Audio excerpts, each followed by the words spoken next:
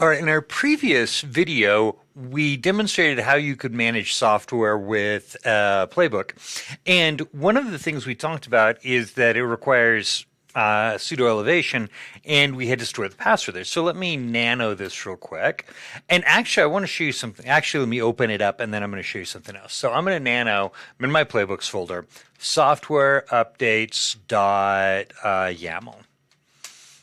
Okay, so here is my playbook, and right here is my password that's saved in plain text. Now, I want to deal with that in a minute, but before I do, let me show you something else. When you run in fact, you know what? Let me break this thing real quick because this will be hopefully beneficial.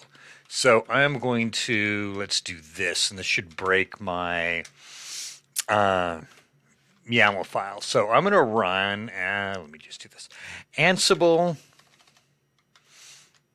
-playbook software, see if I can type it correctly, updates.yaml. Okay, and this should generate an error, and here we go. We have an error, parsing failed, blah, blah, blah, origin, and it's identifying here line numbers for me. And sometimes errors will say, hey, there's an error at line number whatever, and then there's a column number here. Okay, so if I nano the playbook, I don't see those line numbers, so I can count. It was 13, 14, 15, so I can count 1, 2, 3, 4, 5, 6, 7, 8. All right, that's going to be super annoying. Not to mention it in a long playbook, it's really annoying. So I want to change this, and I'm going to do nano-l software updates dot YAML. Okay, what this does is this puts in line numbers for me. So now I know, Control X. This right here told me my error was right here on line 14. I can see a problem, but it couldn't identify the exact place, so it gave me line 13, 14, 15. Somewhere in here is something I don't recognize. So if I do a nano-l, I can come down to lines 13, 14, 15, and now I can look at exactly where it said my issue is. And right here, I can see my problem. Okay, so that nano-l is super useful because it gives us those line numbers.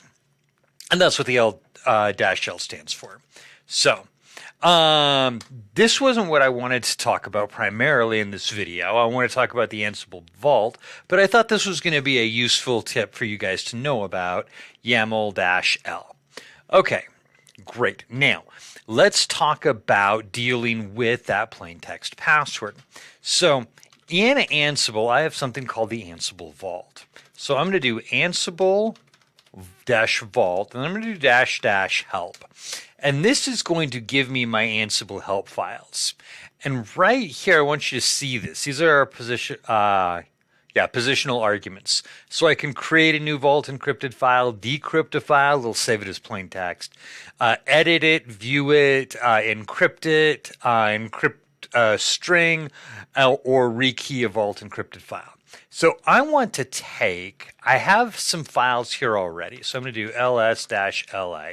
And right here's my software updates.yaml file. And I want to encrypt that. So here's my command. It's Ansible -vault. And I want to encrypt. Now, if I create, it'll create me a brand new file. So that won't work. It actually won't overwrite my file. It'll just give me an error saying, hey, that file already exists. So I'm going to encrypt an existing file, software updates.yaml. And then it's going to ask me for a password. So I'm going to give it a password to do that, confirm it. See if I type it correctly. Okay, my encryption is great. So now if I nano software updates.yaml, I didn't get very far. And the reason is it's all encrypted with the Ansible Vault now. So I'm going to exit out without changing anything. So if I want to view it, I can do Ansible. If I cat it, by the way, I'm going to get the same thing. So I'm going to Ansible Vault. I want to view software updates.yaml and hit enter. It requires me to put in my password, and now it'll let me see the contents of the file. I can also edit it doing the same thing. So Ansible -vault edit software updates.yaml. It's going to ask for my vault password. I'm going to put that in. Okay, now this opens up in the VI editor in command mode. I am not a big fan of VI. I know a lot of people love it. I have seen people who are really good at it, and it is amazing to watch them use it. I am not one of those, so I'm going to hit my colon, which is going to bring up my command, and Q to get me out of here. Now, I want Ansible Vault to open in Nano, not in VI. So I'm going to change my editor. And the way I'm going to do that is by editing my bash RC file. So basically changing my default editor in my bash script file. So I'm going to start by opening up this file. So it's nano. So it's going to be my home folder // bash RC. And that's going to be my profile. Now, before I do that, let me ls tilde. So this is going to be my home. You'll notice I don't have that file there, but if I do an ls-la, give me all files. Even ls-l for my home won't give it to me. That's long listing if I do all files, so A.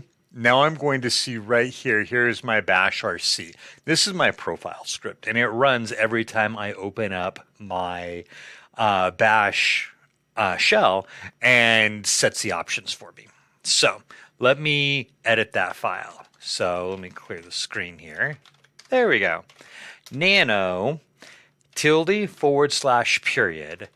bash RC. Let me see if I can spell bash correctly. B-A-S-H. There we go. Bash RC. Hey, there you go. Now this is my profile script. And I'm just going to scroll all the way to the bottom of it. And I'm going to add a little bit of new content. So I'm going to start by adding a note to myself. Set the default editor. And that's going to just be this little notation for me in the future that when I look at that, this is what this command does. It sets my default editor. And then my line is going to be export editor equals nano. And then I'm going to write that out and Control X, and that should set my default editor.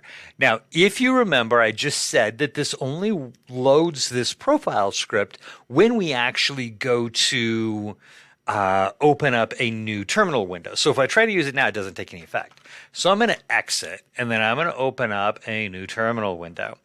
And now, cd playbooks. Now the nano should be my default editor. So I'm going to go to Ansible Vault.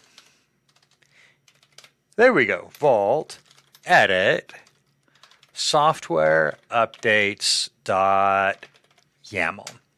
And I'm going to need my password.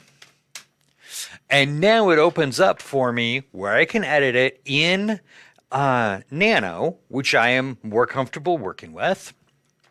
And my file is still, let me cat the file, cat software updates.yaml. The file is still encrypted, so when I do the Ansible Vault edit, it decrypts the file, then opens it up in Nano for me to be able to work with. Okay, now how do I run an Ansible playbook? Because if I do Ansible playbook software updates.yaml, it actually can't read it. Attempting to decrypt, but there's no vault secrets. So now vault secrets is a file that you can use. It'll store the vault passwords in, and it will try to use it from there rather than you having to put it in. But since we haven't created a vault secrets, which then also stores the password somewhere else. So we're going to do this. We're going to say --ask -vault -password. And now it's going to prompt me for my default vault password. And when I put in the vault password for this file, away it goes. And now it's executing my playbook, which we just did in a previous one, so all of our software should be here already. Oh, except that I removed Vim. Okay, there we go. We just put it back according to our playbook.